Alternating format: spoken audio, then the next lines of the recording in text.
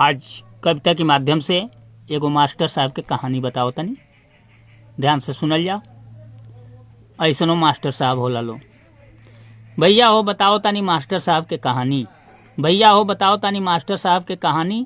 एक दिन इनका ऐसन भइल बढ़ल परेशानी। सज धज के मास्टर साहब स्कूले में गईलें, पूरी सब्जी बनल रहे खूब खींच के खैलें।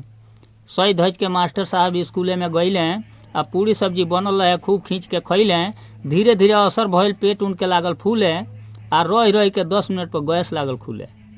धीरे धीरे असर भइल, पेट उनके लागल फूले, रह रह के 10 मिनट पर गैस लागल खुले। लइकन के पढ़ावे खातिर जब क्लासे में पहुँचल हैं तो कुर्सी लेके धीरे से कोना में बैठल हैं। लइकन के पढ़ावे खातिर जब क्लासे में पहुँचल हैं तो कुर्सी लेके धीरे से कोना में बैठल हैं। लइकन से ही कहले कि इंग्लिश का पुस्तक खोलो, अब पहला पोयम याद करो, एक साथ सब बोलो। सोचलें कि हमारो इज्जतिया बचल रही, लइकवा जोर से पढ़िए। तो लइकन से ही कहले कि इंग्लिश का पुस्तक खोलो, पहला पोयम याद करो, एक साथ सब बोलो। अपन अपन किताब निकाल के लइका लगल पढ़े, आ मास्टर साहब सुत गए। अब ध्यान चल गई घरे। अपन अपन किताब निकाल के लइका लगल पढ़े, मास्टर साहब सुत गए। अब ध्यान चल गई घरे। सपना देखले पेट फूलल बा, खैले गैस के दावा, आ सुतले में बूझ न पौले खुलल जोर से हवा। सपना देखले पेट फूलल बा, खैले गैस के दावा, आ सुतले में बूझ न पौले खुलल जोर से हवा। लइका सगरी हंसे लगले अपन मुंह दबा के, आ मास्टर साहब हंसी सुन के उठले खूब हड़बड़ा के।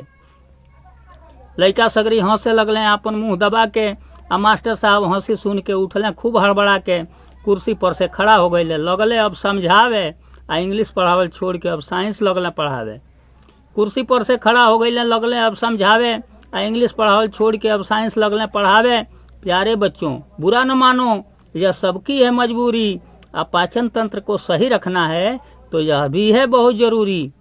प्यारे बच्चों बुरा न मानो, यह सबकी है मजबूरी, अब पाचन तंत्र को सही रखना है तो यह भी है बहुत जरूरी।